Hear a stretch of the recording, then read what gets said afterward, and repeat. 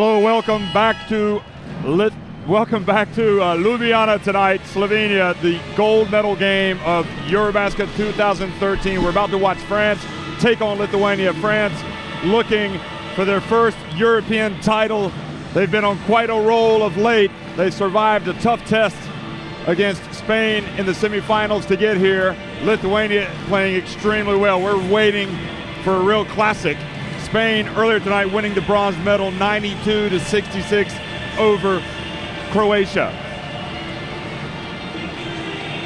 Well, these French fans are going to be hoping their team turns out and plays a little bit better than they did the first time they met in this competition. France losing to Lithuania 76-62, but we all know that this is the business end of the tournament, and we're expecting to see both sides turning on all cylinders. The atmosphere in Ljubljana, as you would expect, is electric. Lithuania with an experienced roster. Many of the players playing at the Olympics last year. We've seen a lot of key minutes from Ronaldas Seibutis. A lot of attention has been on Mantas Kalnietis and his ability to play point guard, and he's really passed a lot of tests with flying colors, but you'd have to think, Liam, that tonight will be his supreme test, being in the gold medal game and going up opposite of Tony Parker. You're exactly right. Kalnietis, the leading scorer for Lithuania with 11 points per game. He also averages 5 assists, and he has been a capable and competent point guard. And as you say, it'll be an interesting matchup between Kalnietis and Parker, but Kalnietis will get a lot of help. I would say that he'll guard Parker a little bit. Seibutis will probably do a job on Parker. Dylan Nikaitis might come in off the bench and guard Parker a little bit, so Kalnietis will get some help from a cast of characters. Well, there's Arvydas Sabonis. There's no bigger legend, really, in European basketball than Sabonis. For France, very talented team. We've talked about Tony Parker, their international superstar. It was the play of Florent Pietrus and Antoine Dio that really helped them, and Mikael Jalabal as well, to help them get past Spain in that semifinal. Nicolas Batum has heard some criticism for not stepping up. This will be an ideal platform for him to have a big game. And of course, Boris Diaw, steady, great passing big man. So a lot of experience as well in this French team. They played at the Olympics last year. Well, these two teams met in the Olympic Games last year, Jeff, in London. France won that game 82-74. You're right, they will need a strong performance, will the French, from Nico Batum, as we get ready to tip it off here with Lithuania. We're going to have the playing of the national anthems now for both countries.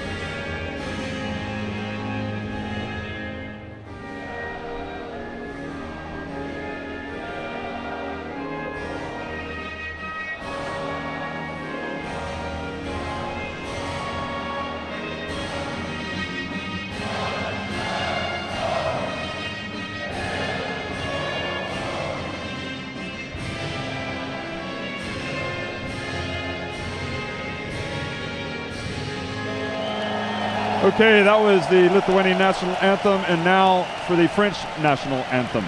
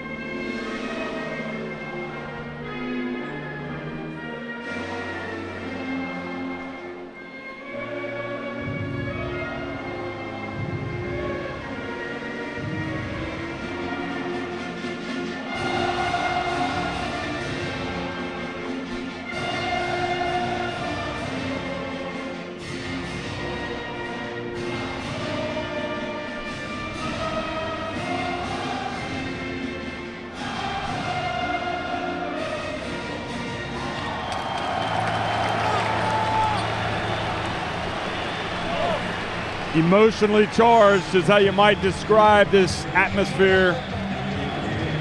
Blood runs in the veins of basketball runs in the blood of the Lithuanians. I'll spit it out there. It's always exciting when they're in a final, that's for sure. You got the referees tonight from Serbia, Spain, and Italy. Three of the most famous referees in international basketball. And something that makes Lithuania special is the fact that they've got so many fans that will follow them wherever they play. But is this going to be finally the year for France to win the title? That's a great question, Jeff. France have appeared in the European Championships 37 times, more than any other team. They first appeared way back in 1935 at the very first EuroBasket. And as you say, they've never won a gold. And here we see, Jeff, the matchup between the 2 point guards. Well, Tony Parker has really come to play against Lithuania the previous 2 years, but he didn't really have much of an impact in their meeting earlier. This tournament has been a great tournament for Kalnietis, but he's done it so far, but can he do it in the gold medal game? The last time Lithuania were in the gold medal game back in 2003, 10 years ago in Sweden, so quite an occasion on the 10-year anniversary of that gold medal. They get themselves back to the top table of European basketball. Yeah, it was 10 years ago, and in the semifinals that year, Lithuania beat France, a French team that had a younger Tony Parker.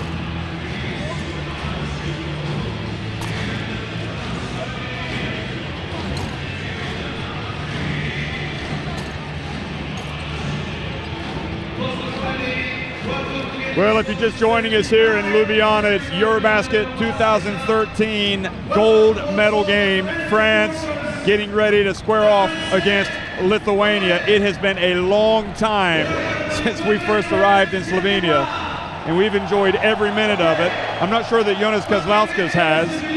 You see his numbers, winning bronze with Greece in 2009. He's also coached China's national team.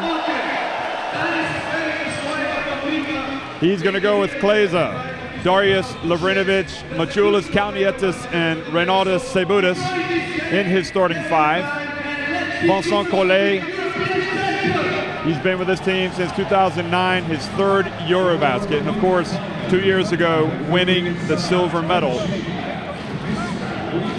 And Collet's really pulled the right strings of late. And his starting five will be Tony Parker, Batum, Dial, Agensa, and Jalabal. Jeff, I beg your pardon, Nicolas Batum was a passenger in the semifinals. He had 3 points that you can live with, a low total for him, but he had 0 rebounds, 0 block shots, and 3 turnovers. He will certainly need to produce greater numbers than that to help France get their first gold medal here this evening.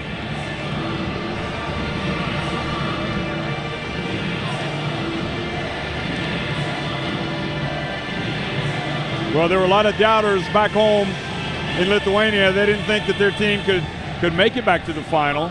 And the players and the coaching staff has proved a lot of people wrong. France trying to improve on their finish 2 years ago. They made it to the title game but lost to Spain.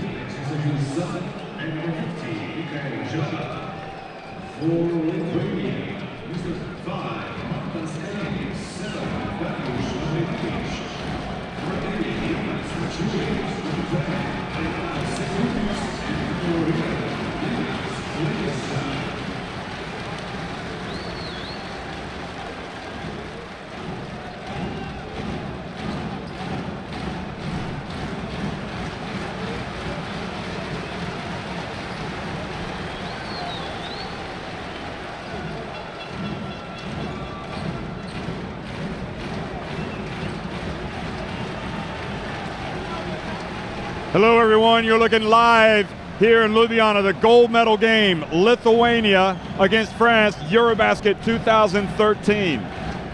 Lithuania going for their first gold medal since 2003 when they won it in Sweden, and Parker of France is able to chase it down. The French have yet to finish top of the podium. They got the silver medal a couple of years ago in a tournament that was played in Lithuania. Tony Parker gets it to Diaw, who backs up Linus Kleza, and the pass eludes Anjanson. Jeff, speaking of Lithuania, an opportunity for this Lithuanian national team to improve upon what was a poor performance for them in EuroBasket 2011. They were the hosts, and they finished a lowly 5th by their high standards in front of their home fans. Not a great outing. But that team as well did not have Jonas Mačiulis, and it didn't have Linus Kleza. This is a much stronger Lithuania team, and they've been playing well. Lavrinovic. A nice pass from Kalnietis. So already the combo guard gets the assist, the first assist of the night. Jalabal floats into the lane, and he came to life against Spain, and oh, how Collet and the French would like him to find his range here early. Entry pass. Mačiulis gets in with the left hand, and Jalabal holds his ground. Mačiulis' shot is short. Tony Parker. He did a lot early against Spain. He gets contact, and Anjanson follows the shot. I'll tell you, I think in the NBA he might get that call. Yeah, that's been a talking point here. Parker often goes to the basket, often gets contact, and doesn't get rewarded very often to go to the free throw line.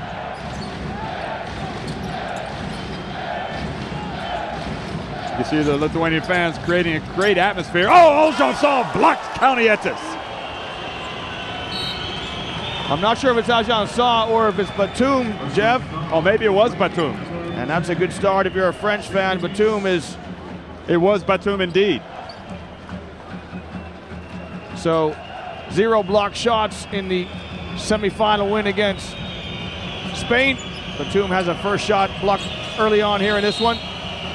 Good sign to see him. And Tony Parker is holding his right leg. And I wonder if he's gotten a knee from Mačiulis. Watch this.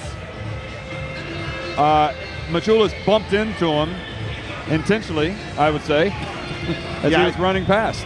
You know, Parker's going to receive a lot of attention physically, a compliment to his abilities, but Lithuanians are going to try and wear him down. He scored only 11 points in the previous meeting in this tournament between these two teams. Parker, oh, beautiful pass, but knocked away from Lithuania. Now Kalnietis.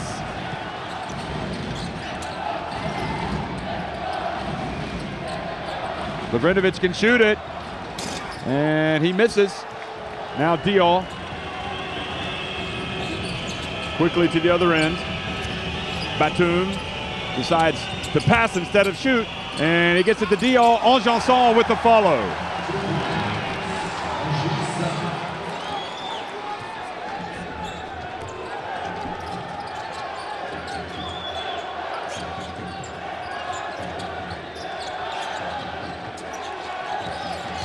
Kalnietis goes right back, fearless, goes straight at Jalabal.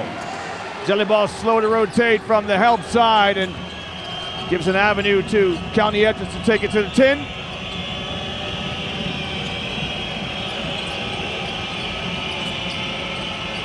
Batum gets in the lane and puts it up. Much better start for Nicolas Batum. And he's at his best, Jeff, when he's slashing to the basket. He's got great length, great athleticism. Well done to Nicolas Batum. Good start for him. Foul down on the interior.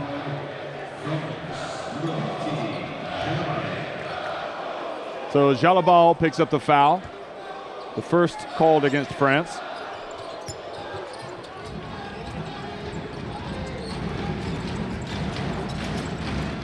Kalnietis sprays it to the corner to Kleza, and Kleza buries a three-pointer. Jeff, that's great recognition by Kalnietis. He looked at Lavrinovic on the dive from the high screen and roll, couldn't find him, so threw a great pass to Kleza. Parker. Batum for three, good! Well, a very positive and much needed development for France is getting Batum involved on both ends of the floor. Kalnietis for three. He misses. And Diaw with the long rebound. Early shot from Kalnietis. Needs to show more patience. Well, another turnover against France.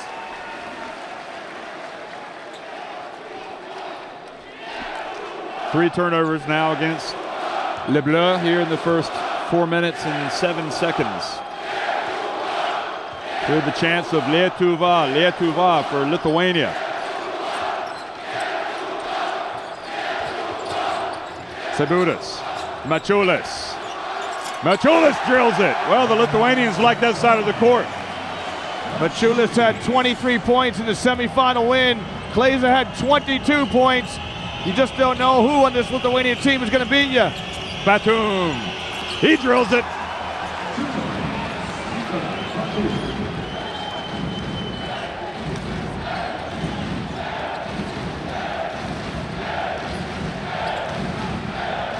So the matchup, Batum on Kalnietis.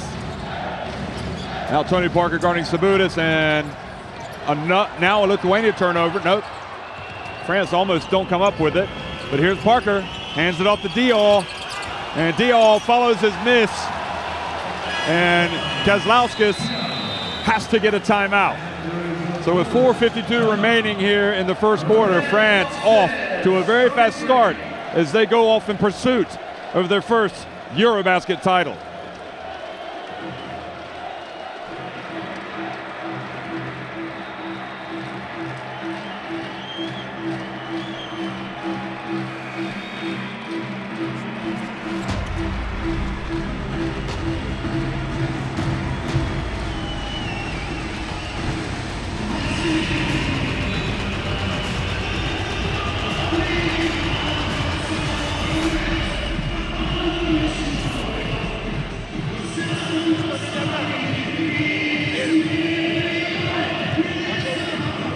Wow, look at that disparity in rebounds.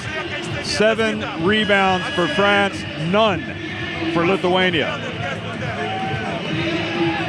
And while Parker was aggressively looking for a shot against Spain in the semifinals in the first quarter, tonight he's been the distributor, getting his teammates involved.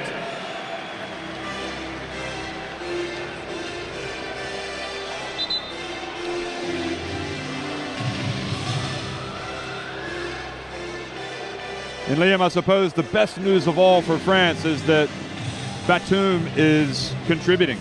It is, and I love the assignments that Cole has given his team. Parker is guarding Sabutis and Batum guarding Kalnietis.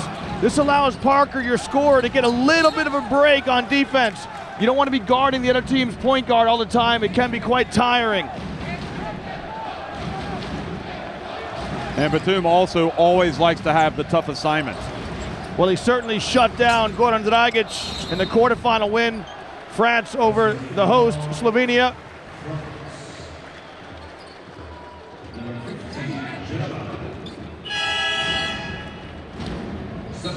Jeff, just to come to this matchup, not to labor the point, but it's also a better matchup because Parker's just 188 and Kalnietis 195. Kalnietis is a big guard. Now Parker's going to shift over and guard him with the substitute coming in. Lithuania inbounded it, but decided to bring it back out. Now inside, Lavrinovic, and shoots over Oljansa.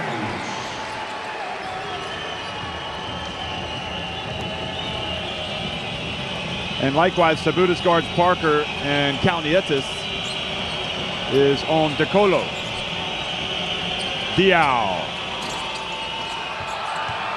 And that ball goes over to Lithuania.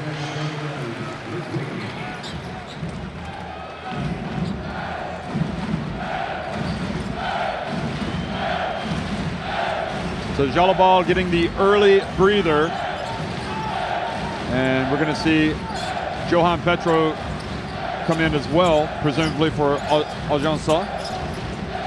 9 seconds now remaining on the shot clock. Kalnietis.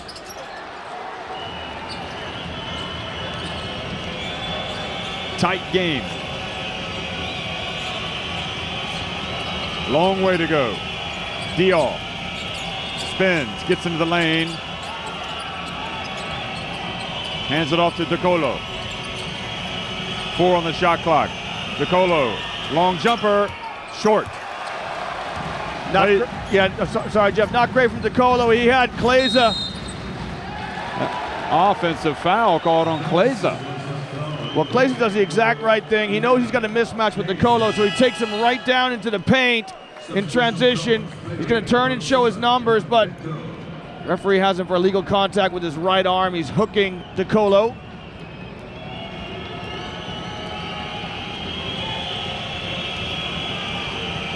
It looked like Kleza had gotten ahead on the fast break, but they didn't pass him the ball. Now Tony Parker time. And look at the point guard, Kalnietis, get in there and grab the rebound. Oh, beautiful defense from Batum. And Kalnietis fouls Batum.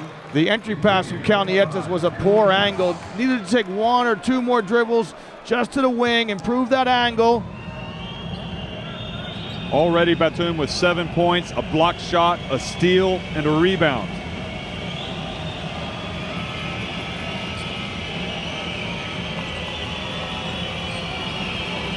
Lithuania are standing around like, wow, this isn't the French team that we played earlier in this tournament. It's a French team with a lot of confidence. And an offensive foul. It's a moving screen, I think, Jeff, on Petro. And although these aren't scored as turnovers, effectively they are.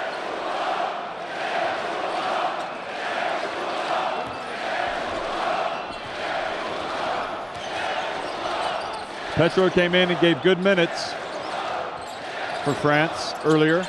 And entry pass. Sabonis misses. Earlier in this tournament, he's given good minutes off the bench. Parker, just goes right past him.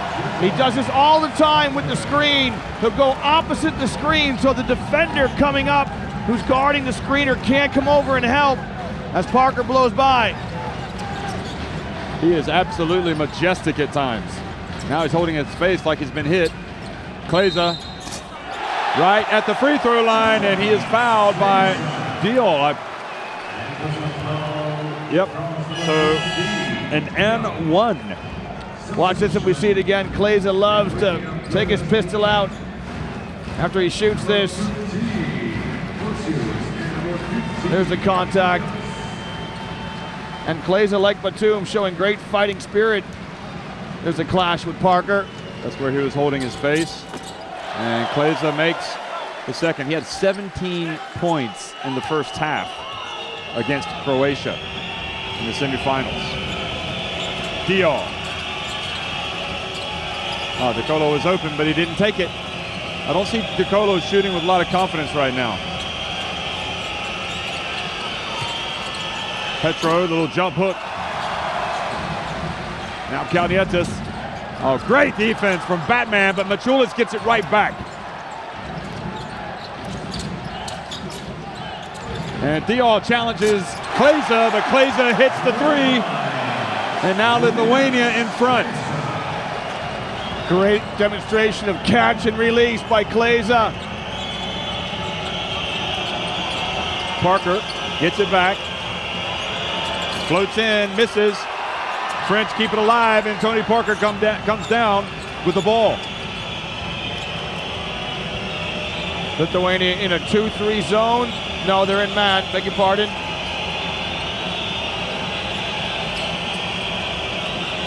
Petro at the line, good!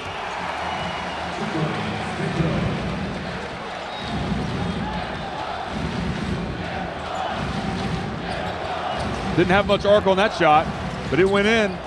Johan Petro, Kleza, gets inside, he floats in. You can see that he really wants it. He wants the basketball. This is a great step-through move to make space. He knocks down the Baby J. Okay, the final 25 seconds here of an enthralling encounter in this first quarter. Parker gets in, Yaptokas with the rebound. Parker leaning in, trying to get the foul, no call. Kalnietis decides to attack the basket and scores. Lithuania on top by 3. 4 seconds left in the quarter. DeColo. And DeColo charges. Great play by Kalnietis. That is Kalnietis all over. He goes down one end, attacks the tin, lays it up and in, and then he puts his body on the line for defense and draws a charge. And that's a steady level of performance that Mantas Kalnietis has provided throughout this whole tournament for the Baltic Giants. Kalnietis, the long one. Oh, it almost went in. He needs to practice that shot more. He needs to improve. They do. At the end of every shoot-around, the Lithuanians have a half-court shooting contest. There's the charge. And watch this. One more look at Mantas Kalnietis all the way. And that was an exciting finish to the first quarter.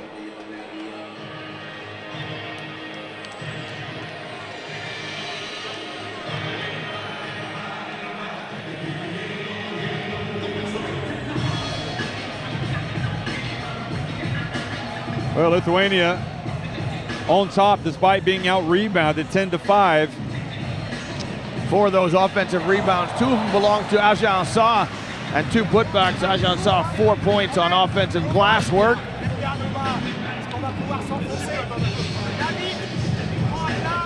France have to wonder how they're not leading right now. The way they started, they looked really impressive.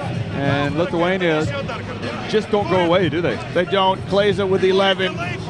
He's had a large say in this first half of basketball. He's got half of Lithuania's points.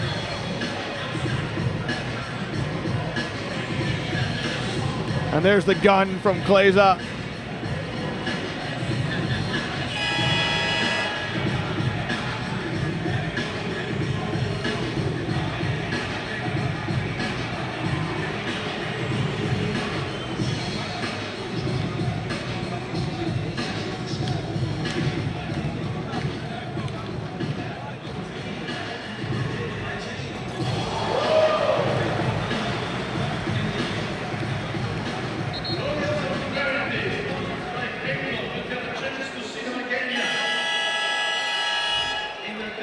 Well, Linus Kleza, you see the numbers, and it's what we've been expecting from him.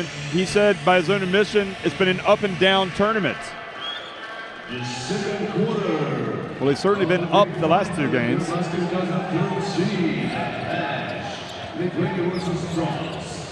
Pocius coming off the bench, the valuable reserve for Lithuania. And the pass inside to Yevtokas was read by Petro. And look at Yevtokas go up and foul on the offensive boards on Yevtokas. Jeff, you're right about Kleza. He has been inconsistent. In the opening game in the tournament, Lithuania lost to Serbia. Kleza had 8. Second night against the former Yugoslav Republic of Macedonia, he didn't score. In the third game, he had just 7 points, but he's really coming good now as we get to the business end of the tournament.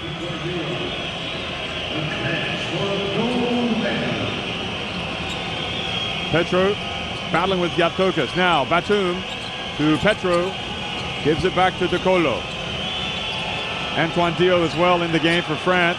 Oh, they find Petro. Dio's gonna have to put up a 3 off the back of the rim, and a good box out by Kalnietis to keep Pietrus off the boards.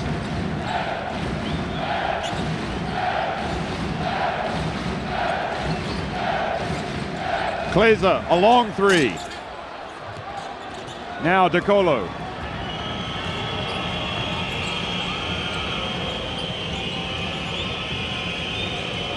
DeColo floats in, good. Now that's more like it, Fernando DeColo going to the basket. Yeah, these are the passages with Parker out when DeColo needs to be steady. We know Dio had a great night in the semifinal win against France. It's now DeColo's chance to make a contribution. Well, that would be a huge bonus. Machulis gets inside, and here comes DeColo. He's electric in transition. Dribbles behind the back, spins, gets in, and misses. Pietrus battles for the rebound, and Machulis comes down with it.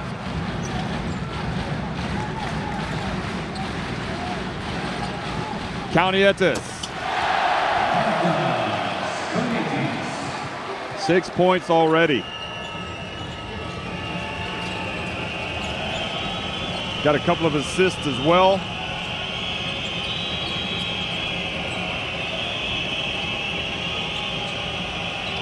Dio. Oh, they find Pietrus inside. 2 good trips down the floor for the French guards, DeColo and Dio. Dio with the assist.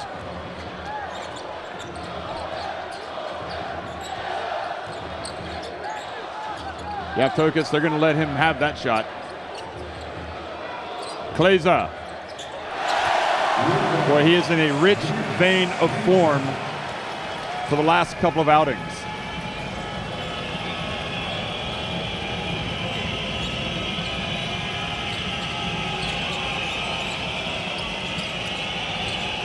Batum puts up a shot and draws the foul.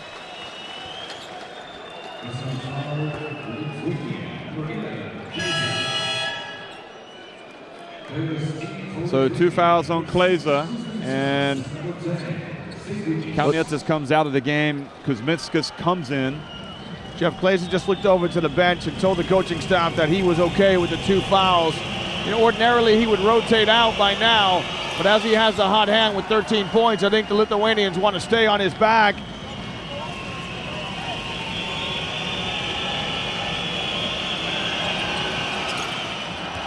Well, the free throws make it a 1-point game. Potsis brings it up the floor with Kalnietis out of the game.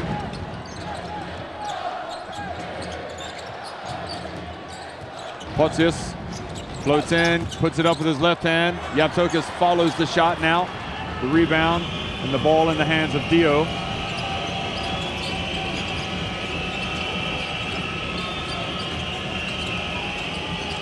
Oh, they find Pietrus again inside, and the veteran goes up. Jeff, this is where Lithuania struggled. They don't have a true point guard. You know, Kalnietis is kind of a makeshift point guard, and when he's out, they really don't have one. Seibutis and Potsis kind of do it by committee.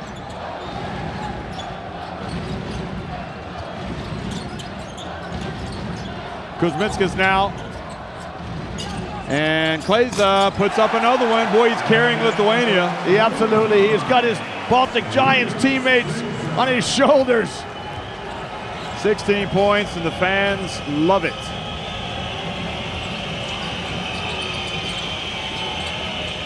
Oh, tough pass, and DeColo is able to catch it with 7 seconds now on the shot clock.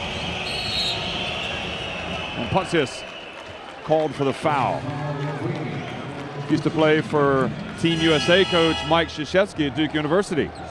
Potsis, here's the foul, DeColo. Much better from DeColo tonight.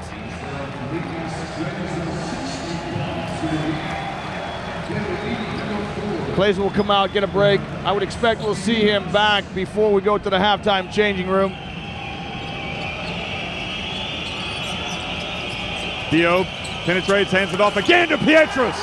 Boy, Pietrus' confidence is soaring, and Dio as well. Those 2 players so crucial for France in their semifinal win over Spain.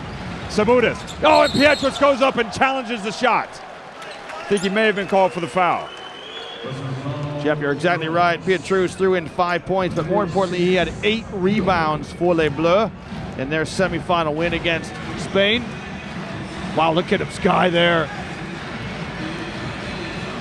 France want to make the Lithuanians earn it at the free throw line.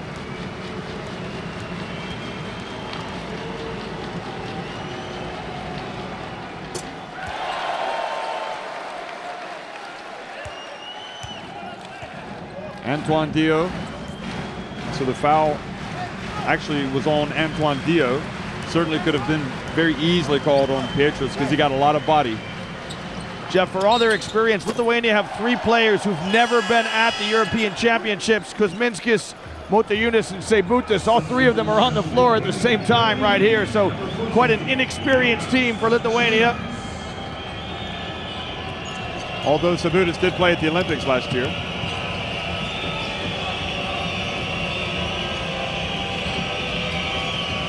Two-three zone for Lithuania. DeColo right at the line. Good! And that's how you beat a zone. you can't give away that space that close to the paint, can you? No, absolutely. You got to guard your paint closely when you're playing zone. Potsius misses, and strong rebound from Batum. Kalnietis needs to come back in the game. And Kalnietis is coming back in. Petro right at the line. Good. Well, he's hit a couple. He said he felt like this EuroBasket was a turning point for him in his career, that he could be here with the national team. Had a hard time making this team. Valanciunas hands it off to Sabonis. Sabonis. And again, position, Pietrus.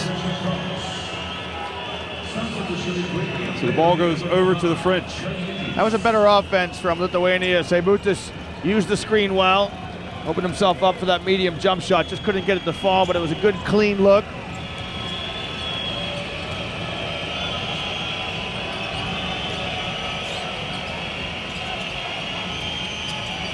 Batum for three, good! Oh, he's just unrecognizable from what we saw the other night. And we're gonna see Machulis check back in. 5-point French lead. Kalnietis. He answers. He is just essential for Lithuania. Yeah, great substitution by Coach Kazlauskas to get Mantas back into the game. He's got 9 points. Kalnietis. Oh, beautiful pass from DeColo over to Batum, who feels it, and he drills another three-pointer. Kuzminskis is coming out for Lithuania. Batum has just dropped 2 threes on his head.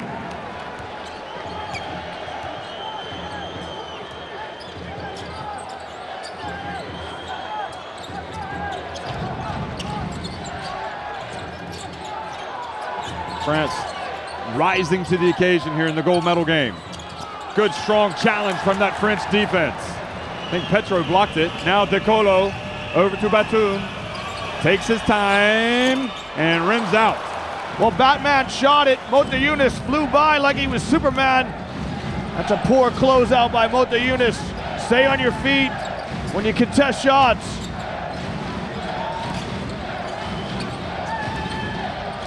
Sabonis hands it off to Kuzminskis. Back to Sabonis. Kalnietis, same spot, off the back of the rim this time. And DeColo with the rebound. 2 minutes and 40 seconds remaining here in the first half. Dio gets in and drives past that Lithuanian defense. And you can't stress enough how much Antoine Dio and Florent Pietrus mean to the French.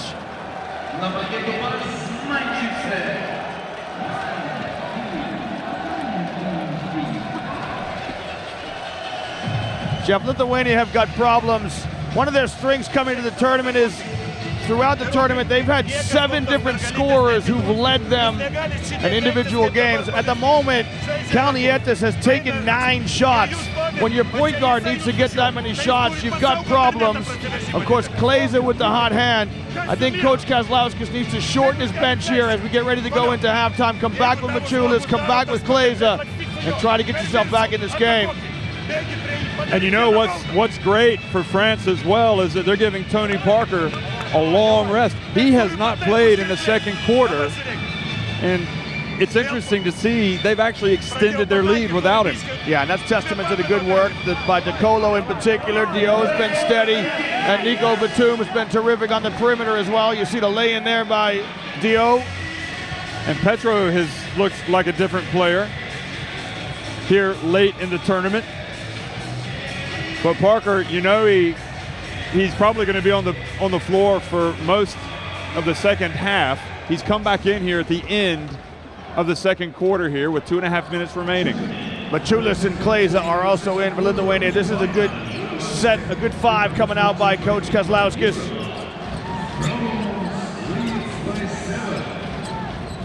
Oh, they tried to give the pick and roll to Valanciunas, but he didn't catch it. Now Batum races to the other end and scores over Kleza.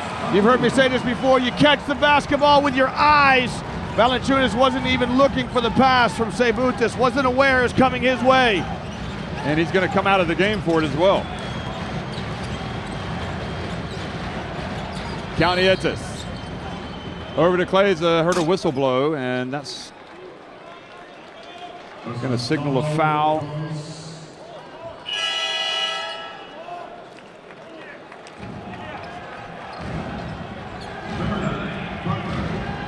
So Tony Parker picks up his first and the team's second, but France like their position right now, 43-34. Kalnietis at the line. And Batum hustles and gets on the floor after it. Quickly up.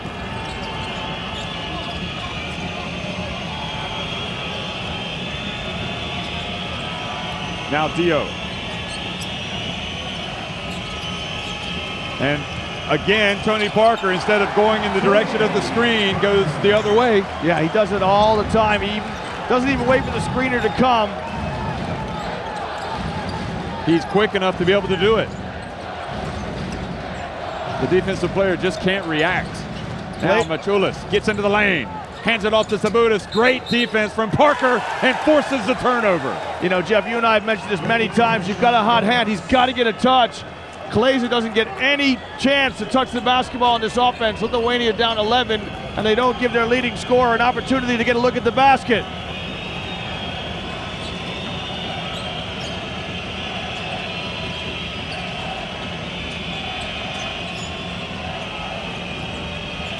Now Parker shimmies, gets in the lane, back outside to Petro.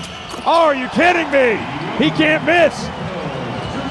You'll live with that shot if you're Lithuania because you got the ball out of Parker's hands. Johan Petro has emerged as a major factor here for France. He's looking right in the eye of Lavrinovic. Another great defensive play from Batum.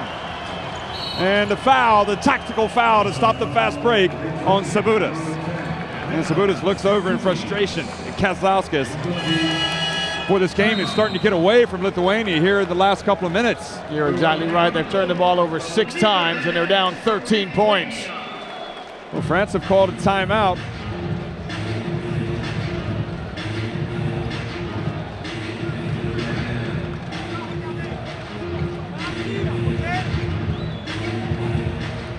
Well, if you look at the points in the paint, France getting excellent shots. And something that's making it really difficult when Kleza is in the game is the attention of Pietrus, because Pietrus has just been terrific. Just looking at that, you're right, Pietrus has been terrific. Looking at that French timeout, it's hard for the coach, Vincent Collet, to get a word in edgewise. The players are really talking amongst themselves. The good thing is they've got a tremendous fighting spirit, don't they, the French? They played very well in this first half. There's the play when he didn't use the screen. He went the other way. Here's another look at it. See what happens there. It's a great shot. Lavrinovic is coming up on the right-hand side of the screener, expecting Parker to go that way. Parker goes the other way because he's so quick.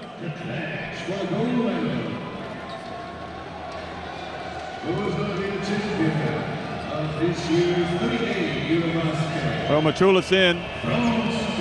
And the ball now in the hands of Tony Parker. And that's never good news for the defense.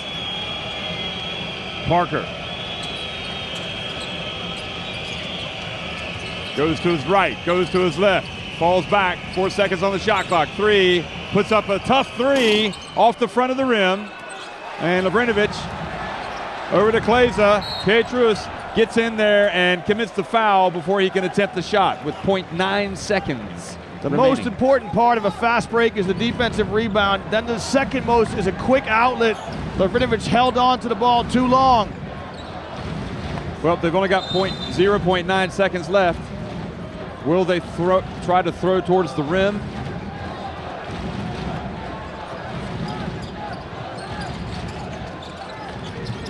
And the ball goes out of bounds, so that no time has run off the clock, and now France will have a chance. And the way this half has gone, this quarter especially for Lithuania, you wouldn't be surprised if France were able to conjure up something here.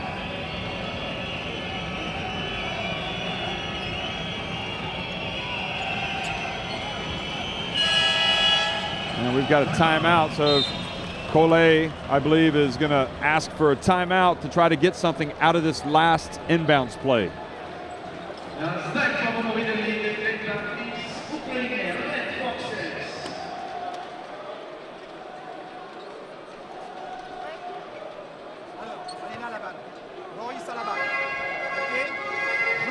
Well, Liam, France, we've seen it so many times, have relied on Tony Parker to do pretty much everything. And when they played Spain the other night, they were trailing by 14 points at halftime, and we saw other players finally step up. We saw Jalabal start hitting some big shots. We saw Antoine Dio hit a couple of big three-pointers. We saw Pietrus come in and just really sacrifice his body diving for loose balls. And you know, it seems as if now Tony doesn't have to do as much. Well, especially with the contribution of Nicolas Batum. He's got 17 points. He's the high point man in the gym right now. As we get ready to go into the changing room, we'll see what Vincent Collet can draw up. I think this is a great timeout by Coach Collet. It's his last time out of the half, and 0.9 seconds to try and get an opportunity for the French to continue to extend their lead. Well, you got Batum, you know he can fly. Here he goes. Now they're going to get to Dio. A long three. Good! It backfires on Lithuania. The turnover kills them. And Dio, he's back in the French team, and he is making a major impact. What a shot. France chasing their first title at the EuroBasket. Finished the first half with this incredible shot from Antoine Dio. Well, right now his points aren't on the board yet. The referees are reviewing to make sure he released it in time. Well, that's what they do. They have the power to review at the end of the quarters.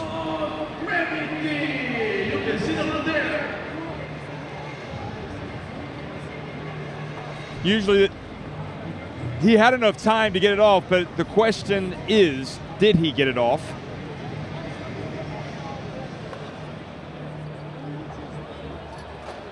And this could be crucial in the outcome of this game as the fans sit and wait to see what the scores table is going to do.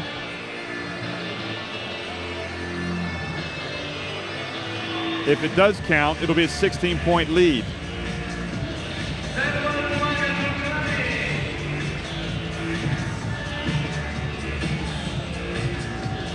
Here it is, Jeff. See if we can see the clock from this angle. I'm not sure that we can. Can't see it from that one, and I'm not sure if they have the right angle. And the basket is waved good. So France, here we go, one more time, watch. 0.4, 0.3, yep, it's gone. Excellent call by the referee.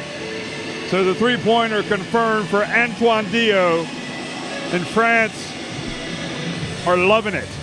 Those French fans that have made the trip are in celebratory mood. They lead 50-34 at halftime.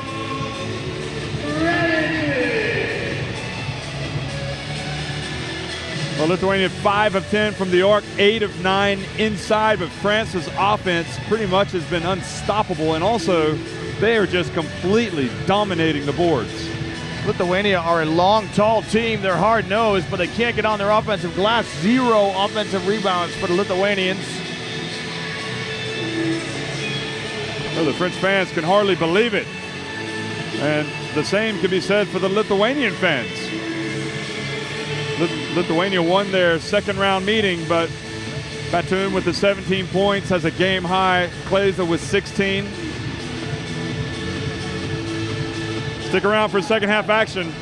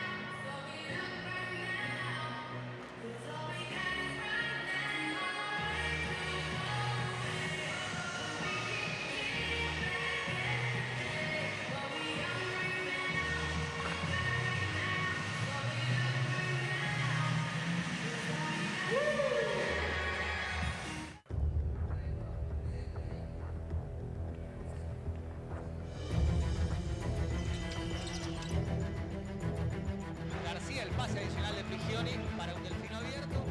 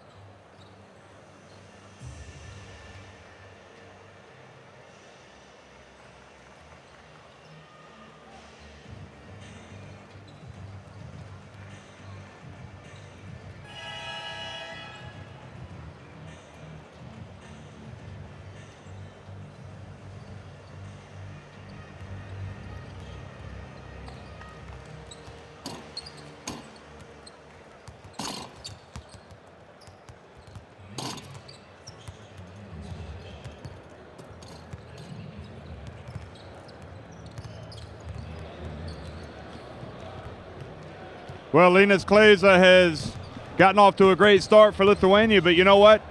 France don't seem to care. They have just motored away to a 16-point lead at halftime. Here's some of the highlights of Kleza. It looked like he was putting Lithuania into a pretty good position, as happened against Croatia in their last game in the semifinals. But this French team is playing a confident sort of basketball that I haven't seen before. Yeah, France are playing very, very well. In particular, Nico Batum with his 17 points.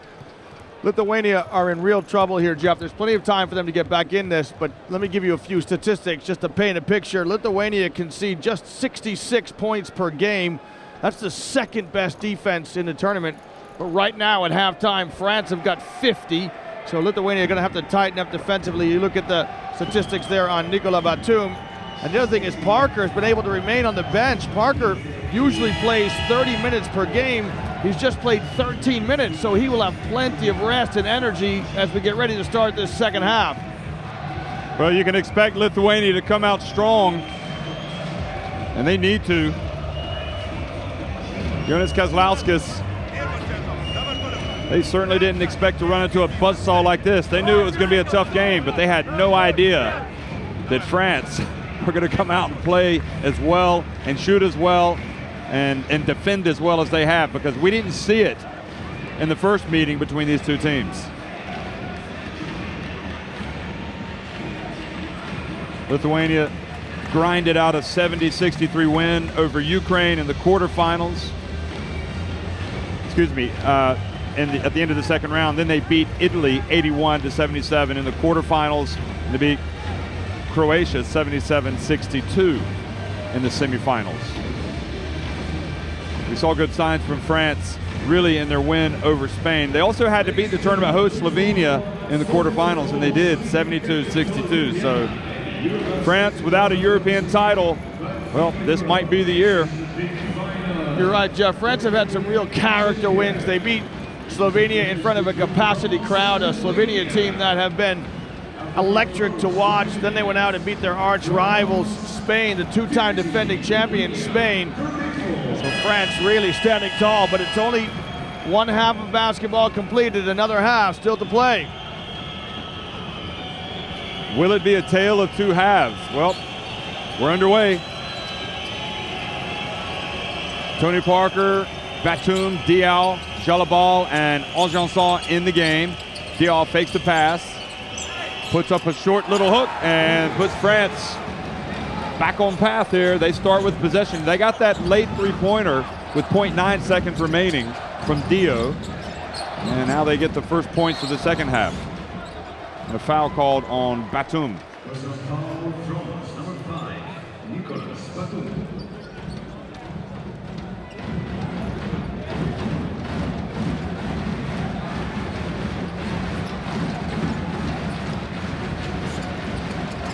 Tony Parker on Sabudas. Machulas. Guarded by Jalabal. And he goes up strong and scores. That's a terrific move by Machulas. He backs Jalabal down, gets him deep in to the paint of France, and spins and lays it up and in.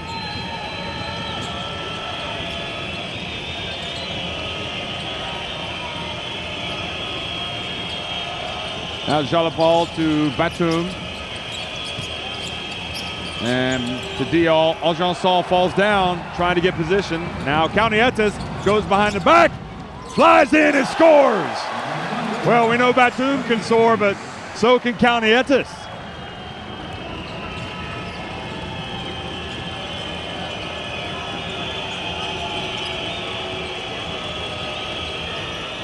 Parker changes directions, back outside to Boris Diaw, and he hits the three. Fifth three-pointer of the game for France. Those French fans are loving it. Lavrinovic, his shot bounces high and hits the shot clock, so that turns it over to France. Jeff Lauskas down 17. When it's going your way, it's going your way. Diaw has only made 4 threes the whole tournament. Doesn't shoot very many, he just drained one there. Parker. Wow. They've called a foul on Tony Parker getting around Lavrinovic. Yeah, they're going to call an offensive foul. We'll have to take a look at it again. This is Lavrinovic hedging out on a screen. He reached his left arm through the legs there and got around, so Tony Parker didn't dispute the call, and Arteaga right on the call. Kalnietis again goes in. Lavrinovic follows the miss, but now Tony Parker races up the floor, and he's hit by Machulis. Well, we saw Parker get hit by Victor Claver the other night, and there's another foul on the French point guard. We really saw Victor Claver take him out at the end of the game. We thought it might be an unsportsmanlike foul, but it wasn't called.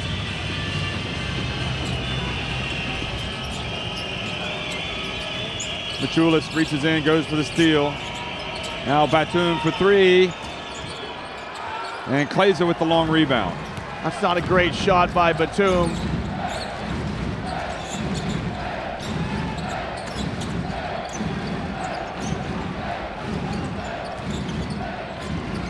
Kalnietis back to Kleza. He goes up strong and collides with Aljanson, but Aljanson just went straight up. Now Tony Parker. He goes quickly, gets the ball up and misses, and Diaw gets the rebound, falls down.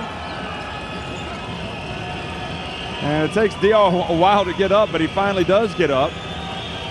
So a new shot clock for France. Diaw hits a cutting Batum, misses. Aljanson was there. Parker for three, and Aljanson commits the foul. It's great to see Batum slashing to the basket. Diaw gave him a terrific pass. Batum couldn't convert, but that's much better than the three-point attempt that Batum tried the last time down the floor. Batum with a deep three. You can get a deep three in a 24-second shot clock at any stage. Try to get some other options before you settle for that distance three.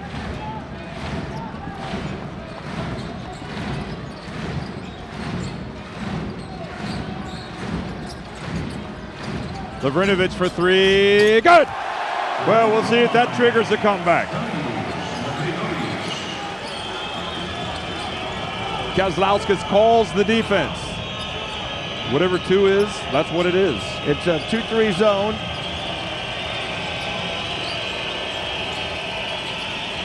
Diaw. Now Jalabal, that was blocked, and he is fouled by Kleza. This type of defense drives coaches crazy. Kleza goes to contest the shot, and instead of closing out and keeping Jalabal in front of him, he flies by. Watch this, that's a Superman impersonation. Just go and contest the shot and keep Jalabal in front of you. If he makes a shot, you tip your hat and you go down and play offense. 3 fouls on Kleza. Yaptokis is going to come in. Jeff, it's such a poor defensive plays on so many levels. Of course, the foul. You never foul three-point shooters. But if Jalabal misses this shot and Kleza doesn't foul him, now Jalabal's got a path to the basket, so you don't block out. It's just poor defense by Linus Kleza.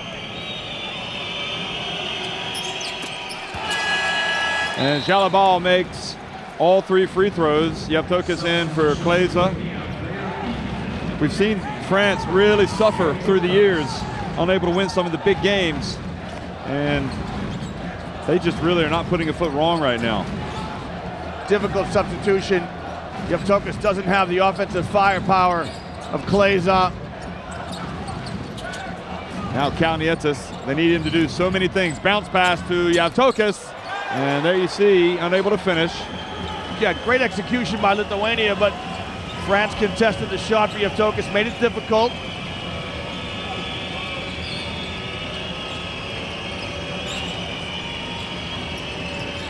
Diaw in the lane, another jump hook from Diaw.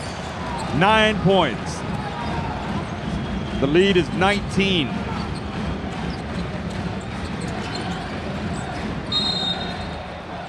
Lithuania need to stay in character here, Jeff. There's plenty of time to get back in this. They're all about running sets, getting guys open, getting the right shot. They have to continue to stay with their personality and do the things that have gotten them here to the final.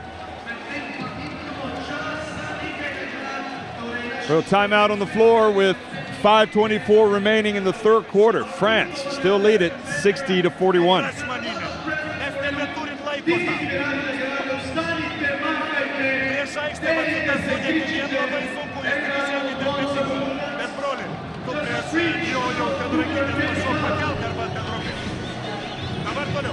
There's the shooting percentages.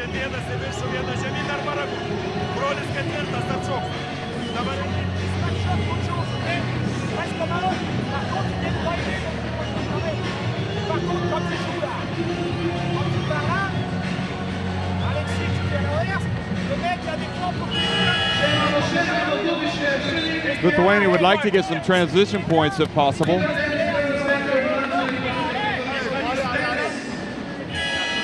When you watch Kalnietis there, that's why he has critics, Jeff.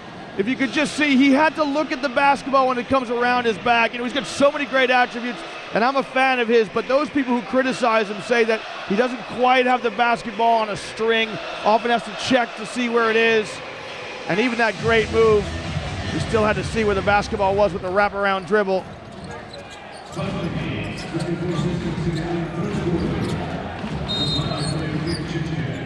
Foul on Batum. Well, all Kalnietis does is really win. He can't be that bad of a point guard if he's gotten his team this far. Yeah, no, absolutely. And a leading scorer in the team as well. See, the Spaniards won the bronze medal earlier today. They've come to watch France and Lithuania. Potsius comes in.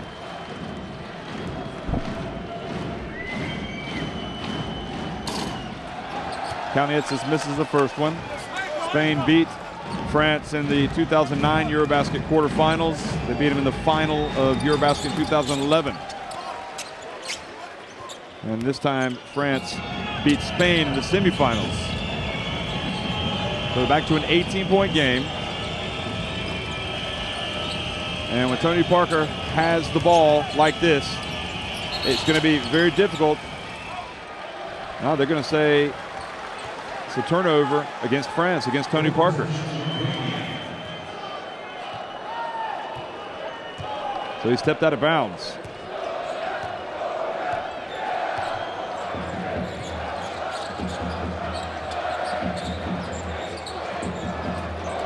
Kalnietis for three, that's short. Yeah, short and rushed.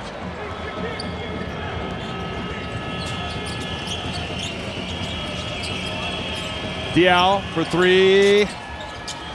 And Ojanson with the rebound.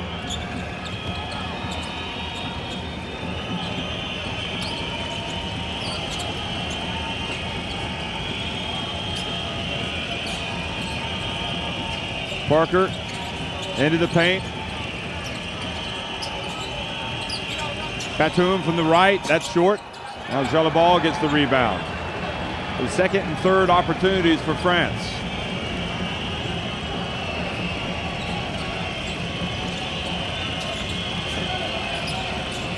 Parker.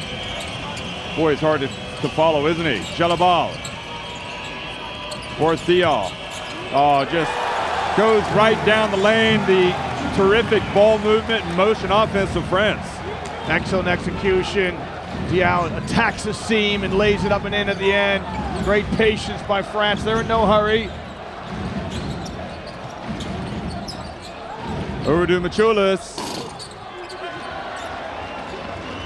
Now Parker.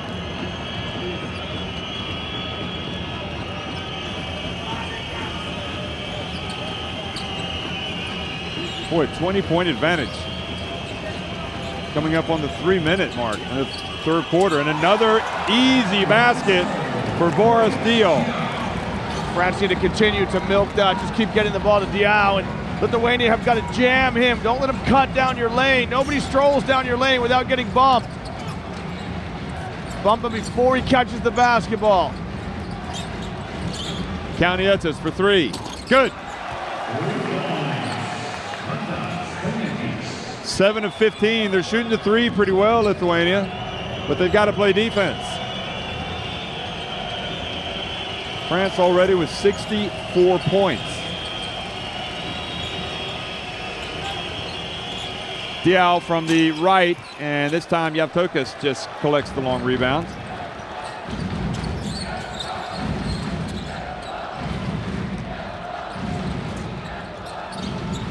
Kalnietis puts up another three, no good.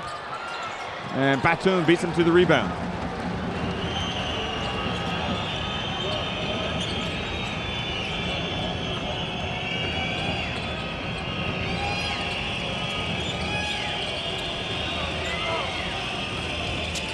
Diaw backs up Yavtokas and is fouled. I wonder if we might see Montejunas rather check in eventually. We got Kleza coming back and Sabutis. And it's now or never time really for Lithuania. Jeff, you look at Kalnietis on the one hand and you say he's doing well, he's got 15 points. But let me offer you something else. Kalnietis has taken 15 shots. He averages 10 to 11 shots per game. He's just trying to do too much, I think, on his own. Brinovic checks out, walks past his brother, Kistov. So Antoine Diaw back in. And Diaw goes in and he misses, and Kleza with the rebound. Never seen Diaw be so active offensively in terms of scoring. Matias loses the ball, collects it, goes up, and is fouled by Petro.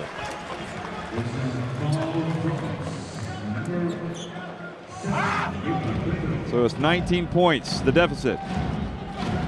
Matias didn't give up on it.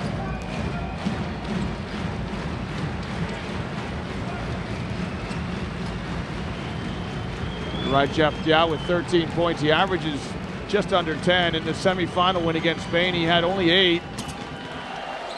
But he's been a go-to guy this quarter for France.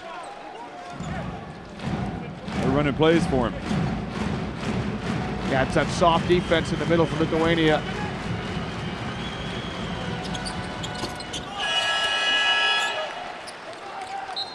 Well, Lithuania have cut the deficit to 17 points, and they've gotten D out of the game. But now they're going to have to contend with the energy man, Pietrus.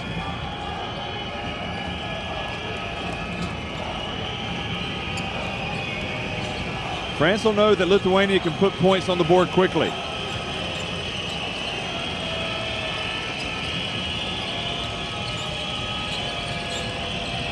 Diaw whips it inside to Jalabal. Terrific pass from Antoine Diaw.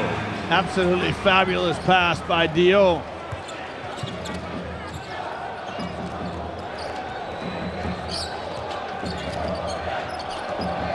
Pietrus out guarding Kleza. Now Sabutis and Antoine Diaw called for the block. Kalnietis, you can see there's the cheerleader now getting behind his team.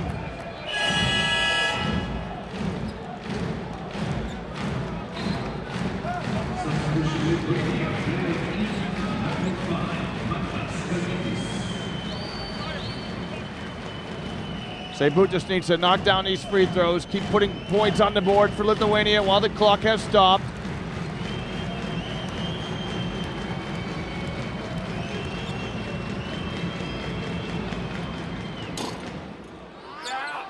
Shooter's roll for Sabutis.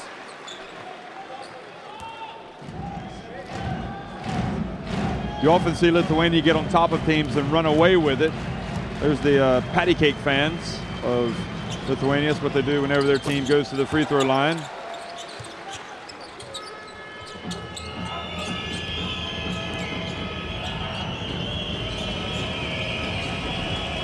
So the deficit back to 17 in the final minute of the third quarter. Parker to Diaw. Back to Petro. Out to Jalabal. Jalabal, his pass knocked out of bounds by Sabutis. 1 second on the shot clock. Yeah, excellent defense by Lithuania. You can see they feel the sense of urgency. Active hands by both Kalnietis and Sabutis.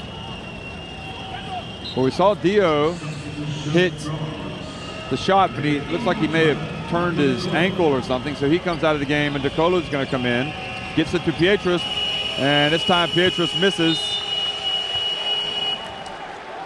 That would have been the perfect opportunity to give it to Dio again, but sadly he had to come out. That's right, he already did it at the end of the first half, but he's getting some treatment from the physio. Looks like he's going to go to the changing room. So Lithuania with a little opportunity here to get even closer. A three-pointer would get him to within 14. Kleza has not scored this quarter. Pietrus right now for France, locking him down. Jelabal trips Potius, and that stops the clock and puts the Lithuanians on the free throw line. There's Spain, Xavier on the right, Sergio Rodriguez on the left.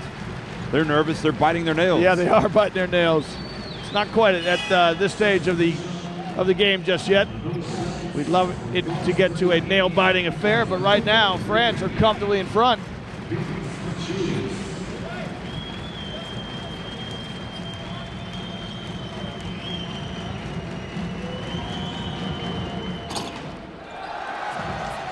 That hurts if you're Lithuania. You can see that look right there. That fan on the left, that young lady sums it up, head in hands.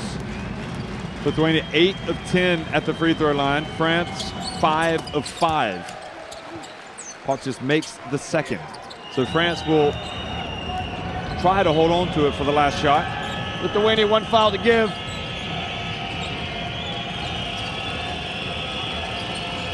Tony Parker comes up and receives the pass. Now 10 seconds on the shot clock. Tony Parker shakes, hands it off to Petro, and a foul called on Yavtokis with 2.3 seconds remaining. You can see the Lithuanian coach is signaling travel. They're right. Petro travels as he catches. He'll shuffle his feet. 1, 2, 3. But he's going to get a trip to the line.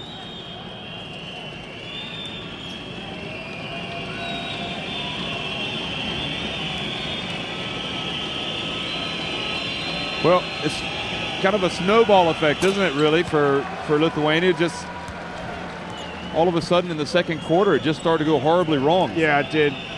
Giving up 50 points at halftime was really what hurt the Lithuanians.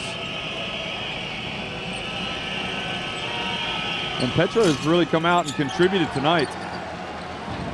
He's got 8 points. Kaunietis steps out of bounds, and that's going to make the Lithuanians worry a little bit with 1.1 seconds remaining. Yeah, they've seen this play before, haven't they?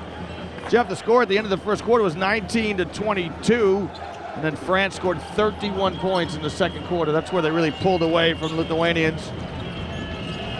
So De Colo's going to inbound it with 1.1 seconds remaining on the shot clock, or the game clock. And Batum puts it up. It was online, but short.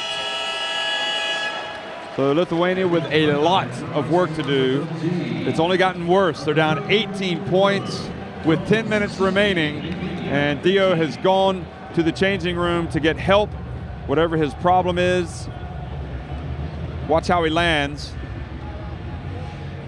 Oh, he turned his ankle. You can see how he landed, and you wonder if he's going to come back. So that's the score. Lithuania trailing by 18 to France.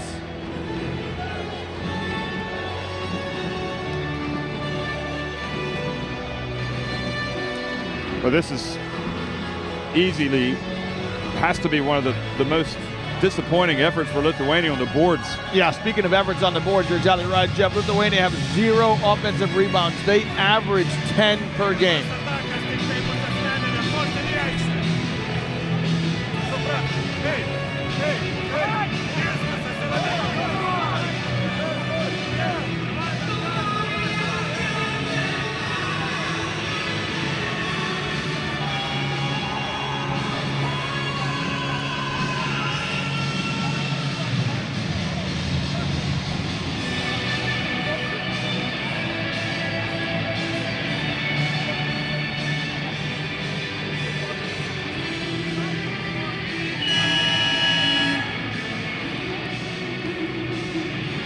Well, Nicholas Batum had Nicolas Batum had 17 points at halftime. He still has 17. And the player that really did the damage in the third quarter was Boris Diaw. Diaw had at halftime just 2 points. And right now he has 13. So that was 11 third quarter points for the big man. All credit to France, too. They solved the problem with Linus Kleza. Kleza had 16 at halftime. He didn't score in this quarter. Well, these next couple of minutes so important to both teams. Can Lithuania start to chip away at this lead? There's still plenty of time to get back in it. France want to keep a comfortable margin.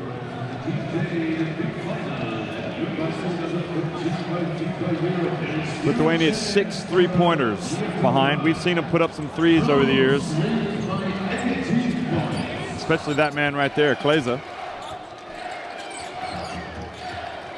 Sebudas gets inside and quickly to the glass.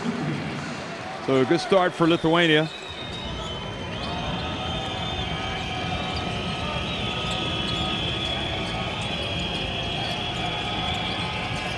Here's Batum. Over to Petro. Parker floats, shoots, misses. Sabutis looks at Potsius, but he also saw Batum there waiting for the interception.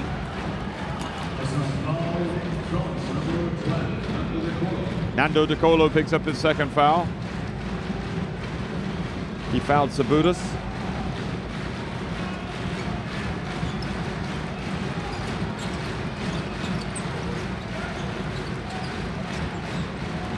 Sabutis this time goes with a jump shot, no good. And Potsius comes from behind and fouls Tony Parker. That's better though from Lithuania. At least Potsius is going in to try and compete for an offensive rebound. His timing was off. You know, to a certain extent, Lithuania want to get a couple of jerseys, go into the basket each and every possession. Yevtukis needs to go in there and make a mess of things. Can he get a rebound? And then a weak side guard needs to crash the boards. De Colo brings it across midcourt. Hands it off to Batum. 9 minutes remaining. And the ball is kicked, so they're going to reset it to 14. France will maintain possession.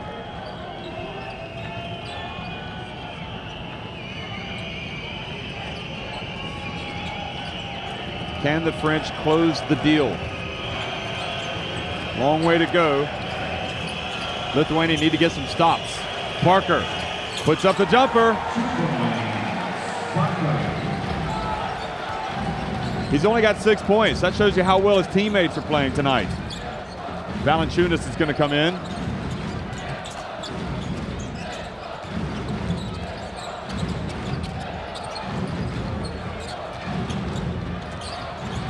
Kalnietis feeds Yevtukis. And his shot stays out. Yeah, needs to convert that opportunity. Here comes Nando De Colo. Quickly to the other end. One of 3 San Antonio Spurs in this French team with Diaw and Parker. De Colo, the jumper. Potsius up ahead to Kleza. And Kleza tries to get some room and makes it. Boy, how did he score? How did he make that? Yeah, just those wide shoulders, gets himself an angle to the basket. Great pass ahead by Martinez Potsius. Diaw is returned to the bench and is having to watch, has the ankle injury.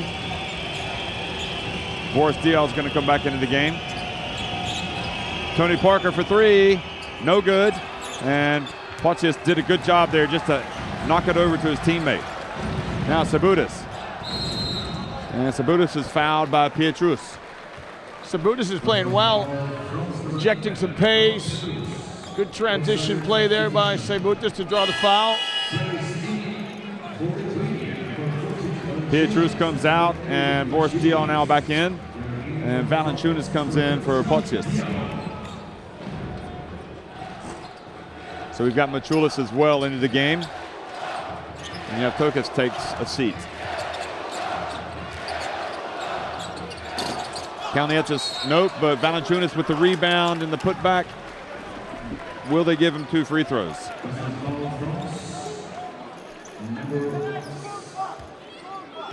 Nope, not a shooting foul. There you go. That is the first offensive rebound for Lithuania. It comes in the 4th quarter. Kleza for 3. And the ball over to Batum. And Kazauskas just looks at his assistants and says, it's just not working tonight. Now 7 minutes remaining. Tony Parker. Right outside the free throw line, drills it. He's so much fun to watch, so fluid, so smooth.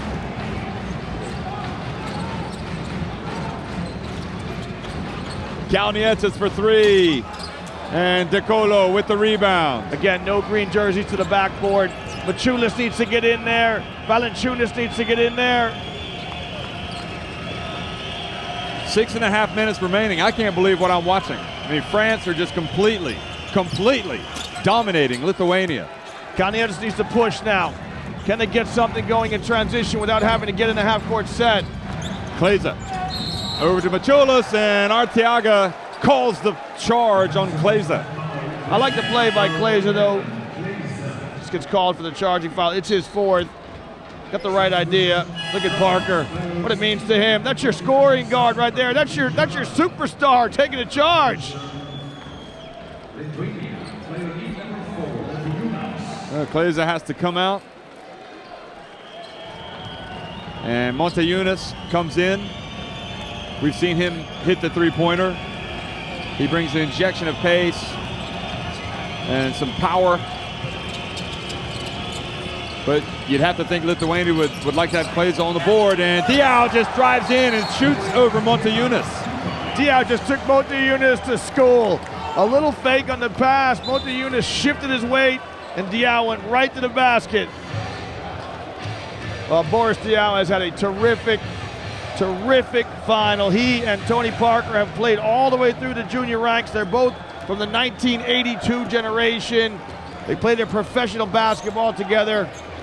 Right now they got one hand on a gold medal in the European Championships.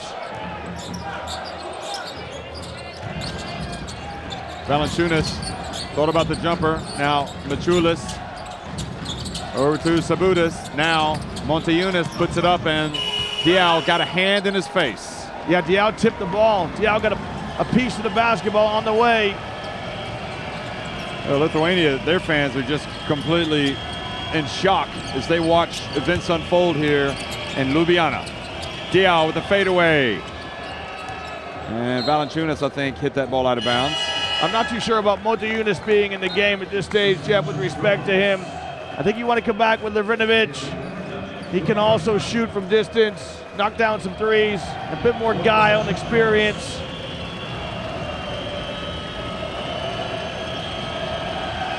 Mikhail Jelibal is out, Batum is in. Here's Batum, open for 3. Off the rim, Kalnietis gets it, and Machulis goes down holding his side. We've got an intentional foul, unsportsmanlike foul called here against Ajahn Saw, Jeff. Wow. We'll see if we can see it again on the instant replay. Well, that's not a good development for France. You're up by 20 points.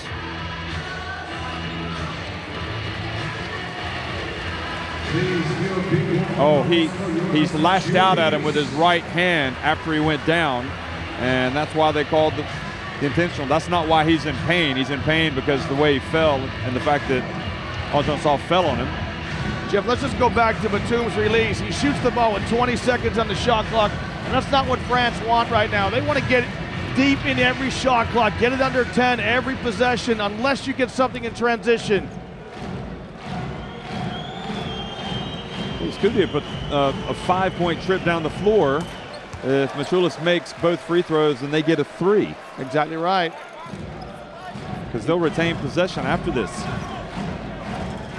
One thing that you do not want to give this Lithuanian team is belief. If you're France, keep them down. You've got them down, keep them down. And Clay's going to come back in. He comes in for Monte Yunus. Yeah, I think it's a big ask for Monte Yunus.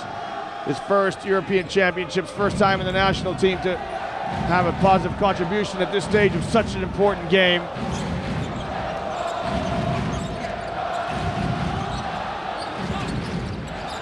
Valanciunas up top. Clay's playing with the 4 fouls. 4:50 remaining. Sabonis gets in, puts it up and in. No, he misses it, but Valanciunas gets the rebound and gets blocked. And Sabonis is beside himself that he couldn't score. I thought it was in. Yeah, it hit every bit of the basket at the bottom. There's Kuzminskis. I beg your pardon, Mindaugas Kuzminskis. Here's Valanciunas after the rebound.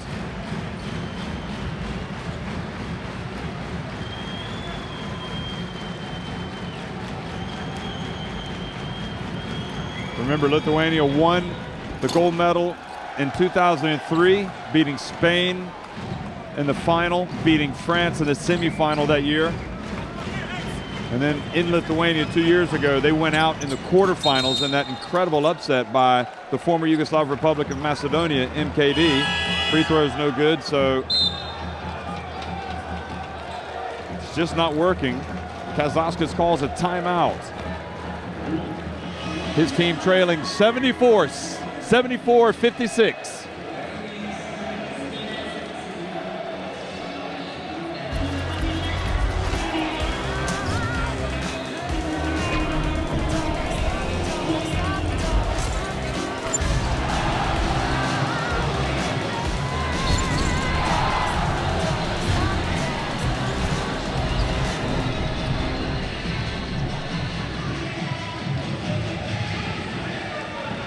Where do you think this went wrong for Lithuania tonight? In that second quarter where they conceded 31 points to France. They dug themselves a big hole to the Lithuanians. And they really just never got active on the boards, did they? Yeah, and that's just all about desire and determination and somebody making a play. Offensive rebounding isn't the skill.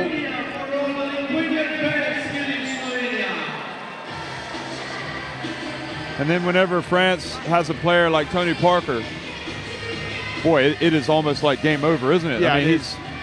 And you can see there Parker shooting a 3 or a jump shot with 5 seconds in the shot clock. Perfect, exactly what you want if you're France.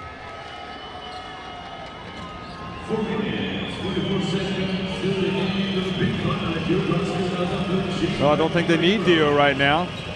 He'll have to recover from his ankle sprain.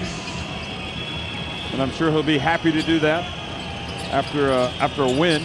If they can hold on here, and it looks like they're going to. Batum just soars in. He misses. Machulis. And he goes in and scores the layup. And Aljansan knocked it out. No, they're going to. Yep, he knocked it out. Yeah, he did. Looked like it was on the way down. Remember, once it touches the rim, anybody can touch it, be an offensive or defensive player. And Aljansan with the rebound, or sorry, the pass goes up, gets it blocked by Valanciunas. Lithuania needs to try and break here. Get that outlet pass. They can play 5-on-4. Sadly, Aljansan is down. He's getting up now. Kaunietis over to Kleza from the right. And Aljansan hustles down the floor and gets the rebound. Great job by Aljansan.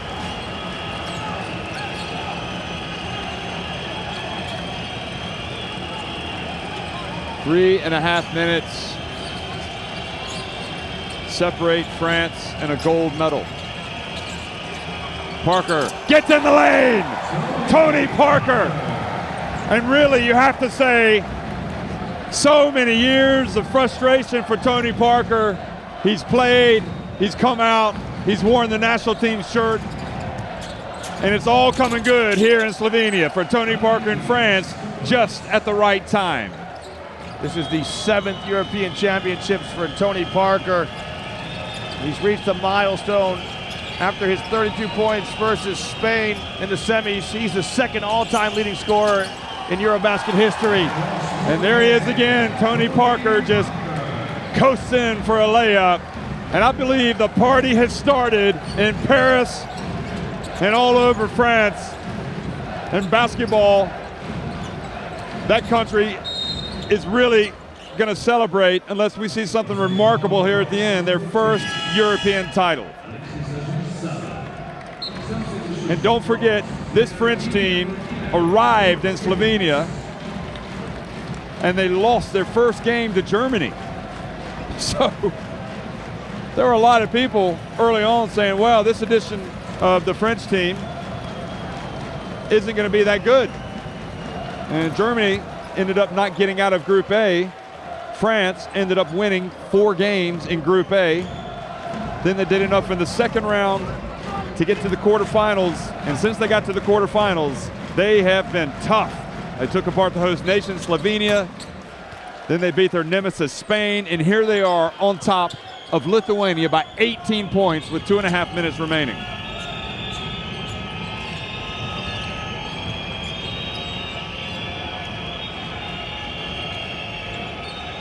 Well, France is the land of champagne, so there's going to be a few bottles, a few corks pop tonight, I would guess, as Tony Parker puts up a 3. That's off the rim. Machulis with the rebound.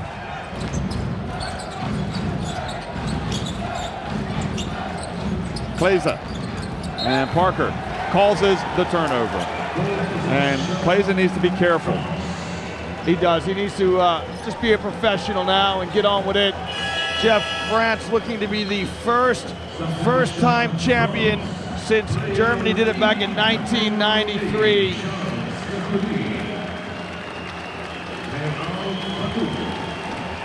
Well, Nicolas Batum really helped set the tone in this game. He comes out to the applause, and it almost looks as if it hasn't sunk in yet over there on the French bench. What's happened? They're not celebrating yet. All those years, not on the top of the podium. Kahudi has come in, gets the ball back from Diog, gets blocked from Valanciunas.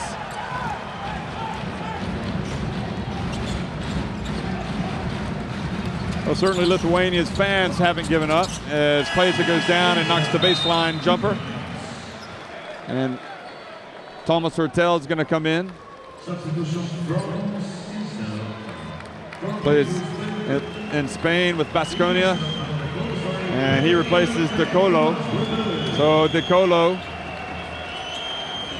well, you can't help but be happy for France. You know, we've seen them come up short in the past. Yeah, barring something very strange happening, they should go on to win this, but if you're a French fan, your heart might still be in your throat. You're bringing in guys down the end of the bench. Tony Parker gets in the lane. Well, this is just going to be a great night for the French players and fans here in Ljubljana, those who have come here to watch their team. You know, we thought at the time of the draw that this could be their year. They came close in 2011. They had a great Olympics going out in the quarterfinals. That's 20 points for Kleza. He had 16 in the first half, so they really took care of him in the second half. Geoffrey Laverne comes in. You know, we thought France would be good because they actually played Spain really tough in the quarterfinals last year at the Olympics. And without Ronny Turiaf, it didn't look like a French team, though, during the preparations and how they started this EuroBasket, they would go on to win the title. But sure enough, it's all come good at the right time. Such a long tournament. You want to hit your stride at the right time, as you say, Jeff. So even though France have lost games along the way, France with a 7-3 record. Boy, I don't know how they missed that one, but they did. And Kalnietis goes for the steal. Pietrus for the 3. Oh, Kahudi almost caught the miss and put it in. French players trying to get their names on the scoring sheet. Sabutis. And the cutting Kalnietis gets it down to 78-64.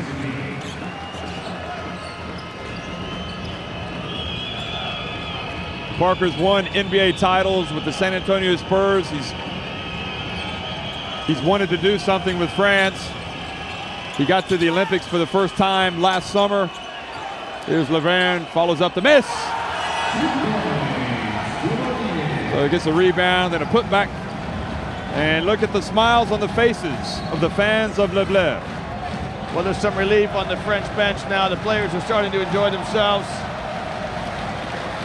A nice touch of class here by Coach Vincent Collet. He will sub out Parker and allow the fans to show their respect and admiration. Look at the coach and the student, the coach and the player embrace. Final 22.4 seconds remaining. Tony Parker looks like he's getting emotional over there, and who can blame him? He plays for this French team because he's proud to do it. He keeps coming over summer after summer. He has been in Ljubljana for almost a month. I mean, it's been a long time in Slovenia, and it's been worth it. That gets it down to 14 points. Tomas Rötel, disappointment for Lithuania. They've just run into a better team tonight. The French have ended all the years of trying to get to the top of the podium. They've finally done it. They've won their first EuroBasket title here in Slovenia. Let the party begin.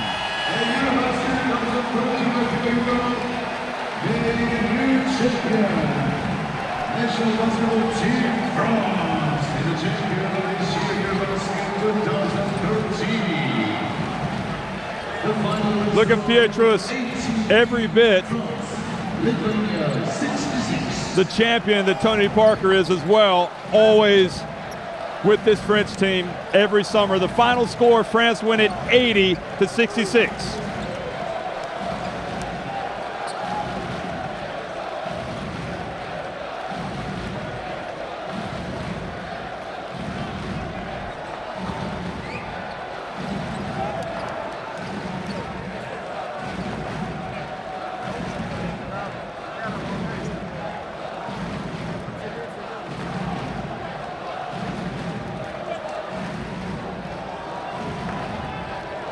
Well, those Lithuanian fans, they're going to keep cheering. You got to tip your hat to them in Lithuania. They had a great tournament. But really, France ended up being kind of the team that they just weren't going to be denied. They came together and they really laid it on against Slovenia. They came back from 14 points down to beat Spain. There's Florent Pietrus going up into the tribune to hug Jacques Monclar, the former France international, and everybody else, and all the French fans. I'm sure he's looking for his wife. Wonderful, wonderful moments for all the French players. Jeff, they thoroughly deserve this championship. You know, they beat Slovenia along the way, a Slovenian team that were difficult to beat with all of the support behind them. They beat the two-time defending champions, and now they beat a true European power in Lithuania. And this is terrific. The French players, Tony Parker and his girlfriend, going up into the stands to celebrate with their fans and their family.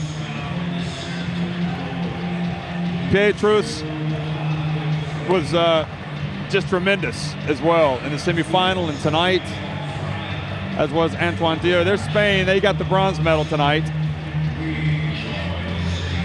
We'll be having the medal ceremony coming up shortly, so we're going to stay with this. Jeff, we said at the outset that France, more appearances than any other team in these European championships. Until today, they had never won gold. They have 7 medals, 5 bronzes, and 2 silvers, most recently 2011. Well, they can add 1 more to that. The most precious of all, it's gold in 2013. You can see what it meant to the Lithuanian players as well. They've been moved to tears with the disappointment. Ronaldo Seibutis, you don't know that you're ever going to get back to the gold medal game. You know, you might only have 1 chance. And you know, France, they got to the gold medal game 2 years ago, and now they're the champions.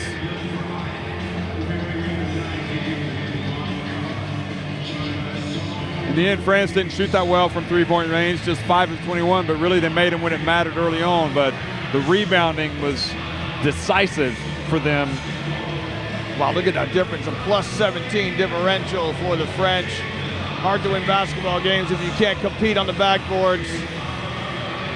Greatest moment in French basketball history? It could be. Marc Gasol looking on of Spain. And there's Pietrus again carrying the French flag.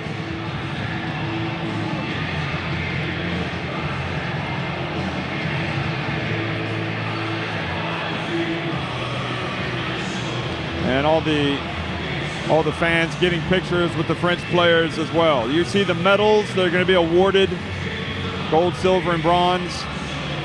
And all the cameramen will be getting into place to get pictures, as well as the fans. They're going to want to get a good look at this. I don't know if they're going to get the French players down from the stands, though. They seem to be enjoying themselves so much. Here comes Tony Parker. There's Aljanson. You can see the general manager now of the Spurs, if he's watching this, just saying, boys, be careful. Look at this. Diao is now going to go over the stanchion, over the barricade. You can see the podium set up in the middle of the court there. Here's some of the highlights to take you back through the game. And it was key tonight that Tony Parker did not have to take it upon himself to score like he did against Spain. Everybody got involved from the beginning, especially Batum. Yeah, 32 points for Parker against Spain, but tonight just 12 points, quite quiet by his total. Diao with 15 and Nicolas Batum with 17. Well, we're ready to begin the EuroBasket closing ceremony. And Spain, Lithuania, and France coming out on the court. First Spain to get their position at the bronze medal podium. Here comes Lithuania. As you look at the highlights.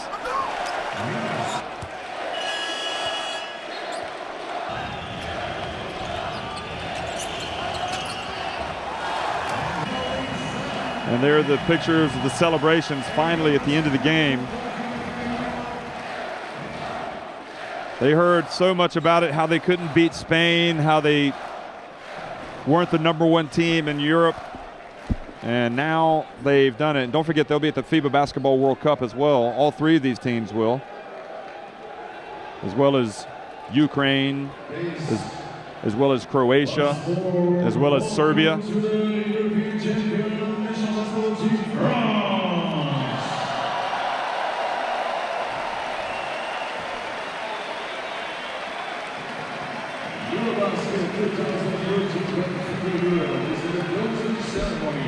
The one thing about the Lithuanian team, you always have the fans there, so you can see the teams taking their positions at the medal podium. Spain over on the right, the bronze medal podium, and the left, Lithuania, and they're being passed now by France. It's one of those interesting things how the bronze medal winners usually end up feeling better when they leave than the silver medals. Yeah, as we said in the bronze medal game, bronze is a medal that you earn for winning a game. Silver is a medal that you take for losing a game. So the awards are going to be presented by Tissot and represented by Mr. Ivan Manini, the president of FIBA, and by the local organizing committee, represented by Mr. Ivo Dineo, ambassador of EuroBasket 2013, there in your screen. And the person in front is Dineo, the FIBA Hall of Famer that was the most valuable player during his playing days at the FIBA World Championship. There's Manini, the FIBA president, and extra special for him because he used to be the French Basketball Federation president. There's Ivo Dineo. He was quite a ball player himself.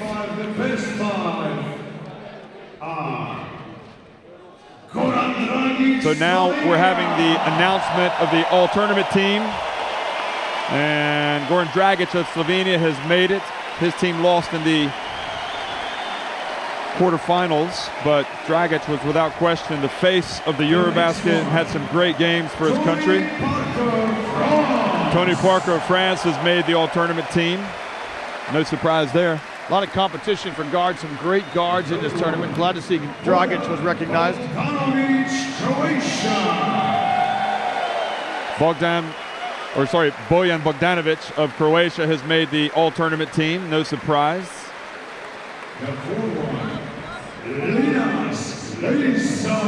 Linas Kleza of Lithuania. Well, that's something that's happened to him before. He was in the all-tournament team in 2010 at the FIBA World Championship. And Marc Gasol makes it of Spain, so good representation. All the teams here getting selections. Marc Gasol this year. In the past, it's been his brother, Pau. So that's the all-tournament team. And now we're going to hear who the most valuable player is. That award is going to be presented by Tissot, represented as well by Ivan Manini. So there's your all-tournament team. Parker, Bogdanovic, Gasol, Kleza, and Dragic. I guess you can't really argue against that. I mean, there are always going to be good players that don't make it. Of course, yeah, this is the third time that Parker's been selected to be an all-tournament player. He won it first back in 03 in Sweden, and then last year, 2011, also the top scorer was Parker with 22 points per game. Boy, the night just keeps getting better for Tony Parker, doesn't it? Look at that. The long wait for the European title is over. To see Kleza and Bogdanovic, they'll be teammates at Fenerbahce. And there's Kleza also talking to Marc Gasol. And Bogdanovic, I suppose that softens the blow a little bit for him as well. Croatia losing the bronze medal game. He had a sterling effort with 22 points. Bogdanovic in a losing cause. From the right side to the left, Tony Parker, Goran Dragic, Bojan Bogdanovic. So one more time, the all-tournament team: Parker, Dragic, Bogdanovic, Kleza, and Marc Gasol.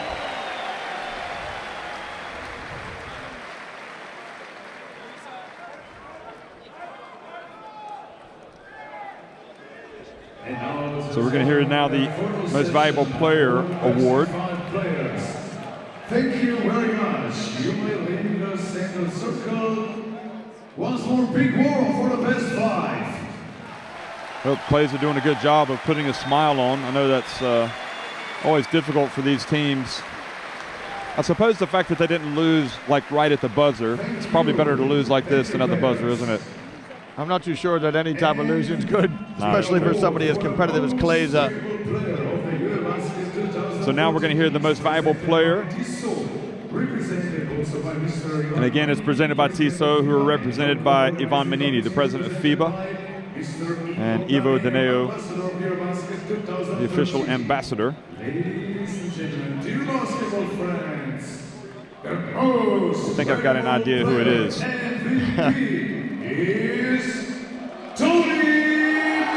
Tony Parker. Tony Parker, the MVP. Just another honor for him. Well, he's been the NBA Finals MVP as well with San Antonio, and now the MVP of the EuroBasket. With his 12 points tonight, Jeff, he brings his all-time total of points in the EuroBasket to 996 points. You can see his mother on the left there with a hat, and his girlfriend on the right. That's quite an accomplishment from a scoring standpoint, and you'd have to think he's going to be in Ukraine as well. You would have thought so, yeah. He said he was going to play up until 2015, I believe. So he's chasing Nick Gallis from Greece, who is the top scorer.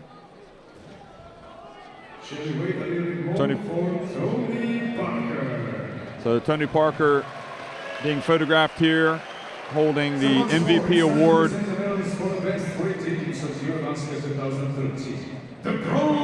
Something tells me these guys aren't going to bed tonight. So now the awarding of the medals, the bronze for Spain. Jose Luis Saiz, the president of the Spanish Basketball Federation, and Mr. Miro Smrekar, the vice president of the Slovenian Basketball Federation. They'll be doing the honors. And you can see Pablo Aguilar in his debut getting it, as well as Rudy Fernandez. Sergio Rodriguez, Javi Ray, Jose Calderon, Ricky Rubio, Victor Claver coming up next, Fernando Sanamaterio, Marc Gasol, oh no, Sergio Yul, excuse me, and Marc Gasol. Sergio Yul arguably the man of the match in the bronze medal game for Spain. Herman Gabriel. Mumbrú came back out of retirement to be a leader in this team in the locker room. There's the great honor for Juan Antonio Renga as a debut coach and his coaching staff. They didn't come fully loaded this summer, but they brought a very good team, and they did a great job during the preparations. And it took an extraordinary effort by France to beat them in overtime in the semifinals. Quite a dramatic affair between those two European foes. And now it's time for the silver medal team of the EuroBasket 2013. Okay, so that's it for Spain. Now for Lithuania. And they take one big step up together. And it looks like some of the sting of the disappointment has left them. Well, they quite rightly turn and pay tribute to their fans, Jeff, who've traveled with them in their numbers and spent a couple of weeks here in this part of the world. Lithuanians always bring such a faithful following with them. FIBA Europe Secretary General Kamil Novak and Roman Volchik, the president of the Slovenian Federation, the Basketball Federation, doing the honors there. Monte Yunus, Kalnietis, Kuzminskas, Lavrinovic, Machulis, Delenikaitis, could be his last EuroBasket, Sebudas. There's Kleza. I think when it's all over, they're going to have to admit France just really dominated them tonight. Yeah, France were outstanding in this win. Marty Patsias, Valanciunas, and Yevtokis, and the veteran tactician, the coach, Jonas Kazlauskas. And really, some of their players, you have to remember, are still quite young, like Valanciunas and Monte Yunus. Kuzminskas, just 23 years old. Kuzminskas. They'll be a factor next year at the World Cup. I'm guessing, though, there'll be disappointed people back home.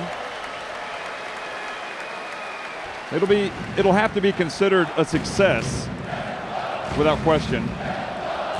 They lost a couple of games. Don't forget they almost didn't get out of the first round. That's right. They lost the final pool game to Bosnia-Herzegovina by 7 points. Had they lost by 10, they wouldn't be here. They would not have advanced to the second round. And you can see the French players now getting ready to step up onto the podium. And there they are, the gold medalists of EuroBasket 2013.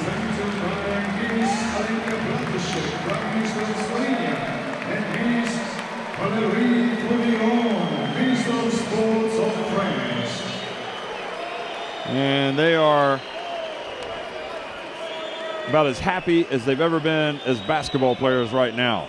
There's nothing like winning a title with the name of your country on your chest. Laverne, Batum, Dio, Aljanson, Petro, Kahudi,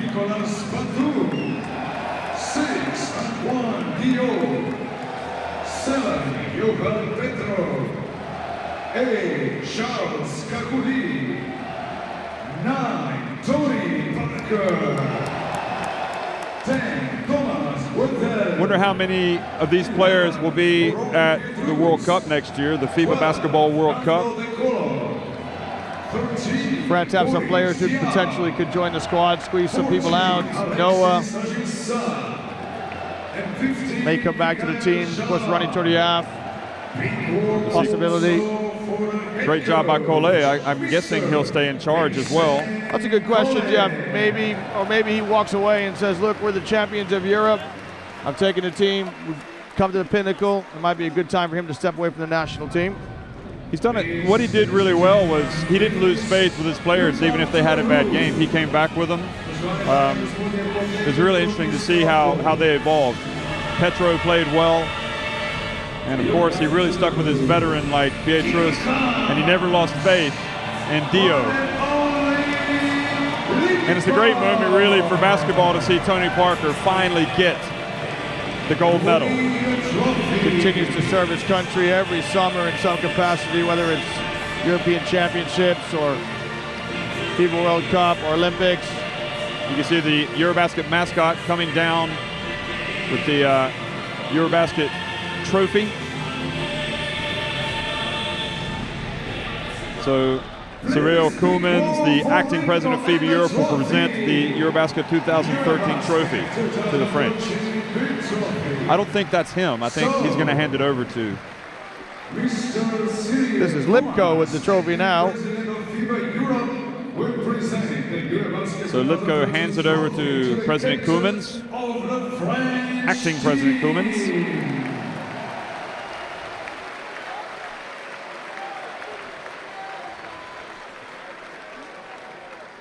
Boy, don't you want to get your hands on that if you're a basketball player in Europe.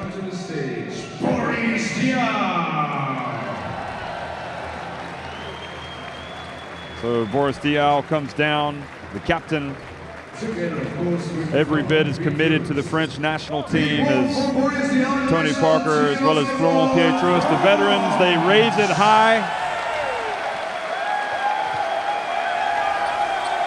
And again, great moment for France. Diaw's appeared in over 11 senior men's championships through the summers. And they're going to pose for the photos. Ladies and gentlemen, please stand up. Now we're going to hear the playing of the National Anthem. That's a great photo there, isn't it? Terrific. That's one that the players will want to get a copy of and keep forever.